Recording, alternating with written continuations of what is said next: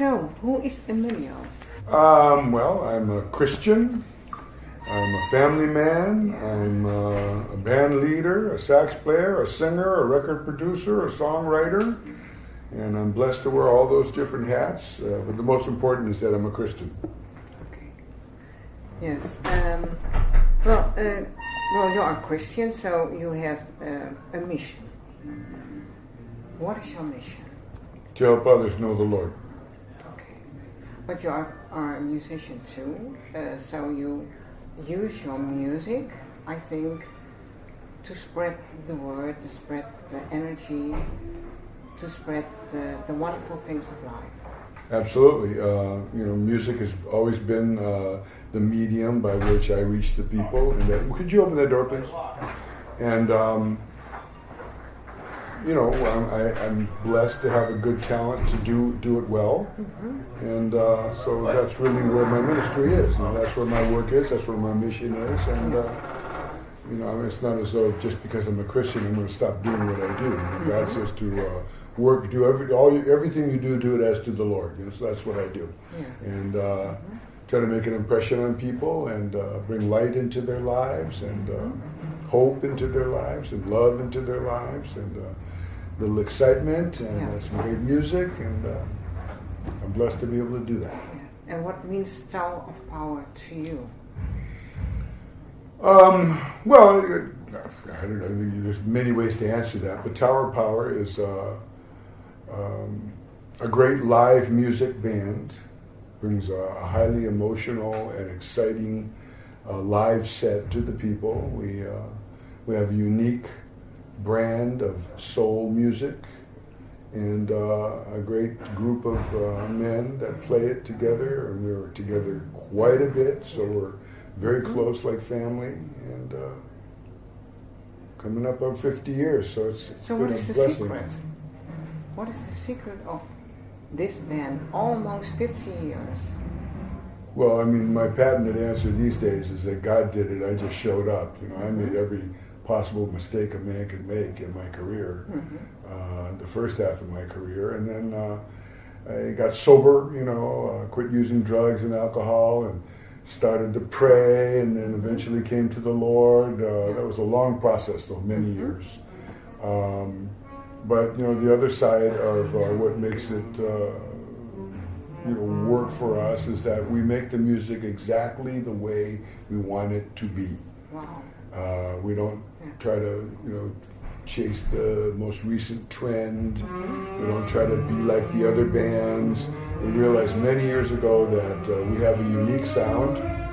We used to think it was a curse because we didn't sound like the other bands, And then we realized it was a blessing that we don't sound like nobody else, and we embraced it. And now we stay true to that, and we make the music, as I say, exactly the way we want it to be, and that makes it very easy to go to work every day. So you have your own identity as a band. Yes, our own identity, our own voice, our own signature. I believe every artist has to find that, and most do, especially by the time they've been doing it this long. Yeah, and to be faithful to your heart and your music. And I think it's important, some people, it depends on the artist, some people are into reinventing themselves every other year. We don't really reinvent ourselves, we realized years ago that no matter what we did, we sounded like Tower of Power. Yeah. So rather than try to alter or change in any way, we just keep making it with the same formula. So, what are your memorable, wonderful moments of those 50 years? Can you name some highlights? I've had a lot of wonderful moments. I mean, I began my career touring with some of the most famous bands in the business at the time. Santana, Creedence Clearwater. We played, the horn section played with the Rolling Stones live. We opened for Aretha Franklin at the Fillmore Auditorium when she made that record, Aretha Live at the Fillmore. We were the opening act, and she told me that we were her favorite band, right to my face. I was very awestruck by that.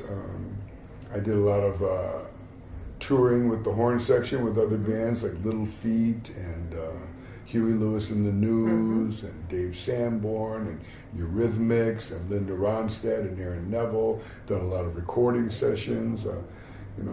Making our own records over the years has always been a real creative high. Writing songs with Doc since 1969 is always a real creative high point for me. So lots of great times. Yeah. So it started all in 1968. Yes. So if you look back, when you look back in those 50 years, how happy are you?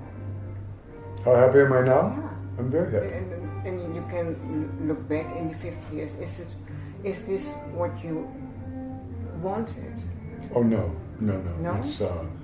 It's not even close. Back then I had no vision. I was a young man, a young boy really. I was 17 years old, and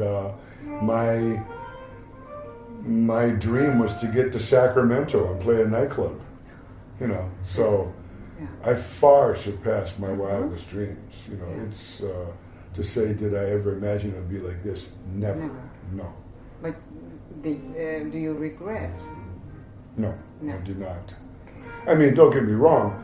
There are certain mistakes and ways of living that I used to do in my younger years that, I'm not proud of. But it takes what it takes to get where God wants you to be. And, through all those times, even during those times, I had some tremendous fun and good times and success, and also some really, painful low points and,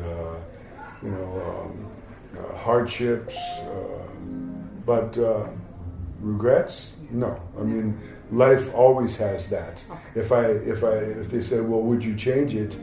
I may change it, but I would just have different high points and low points. Life is life. You must find that balance. Yeah, of course. But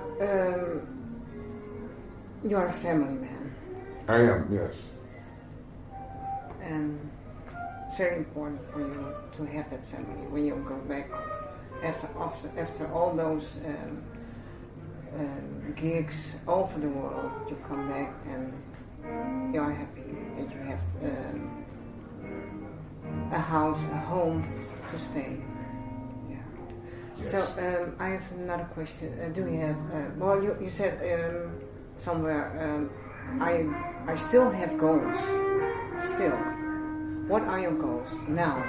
Well, one thing about our career, compared with some of the other artists that we've been associated with over the years, great famous artists, they really rang the bell.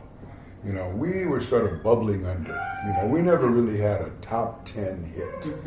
We were sort of in the top 20.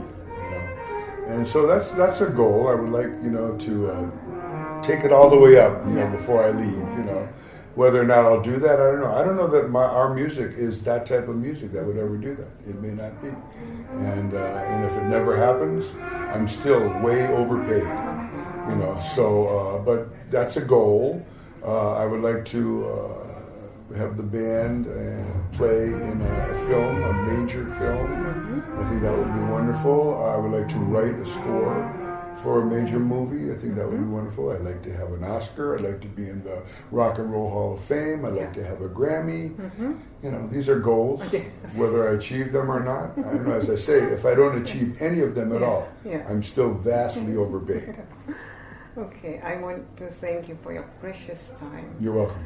I want to wish you love, luck, happiness, and of course good health. Thank you very much. Thank you, Emilio. You're welcome, Cynthia.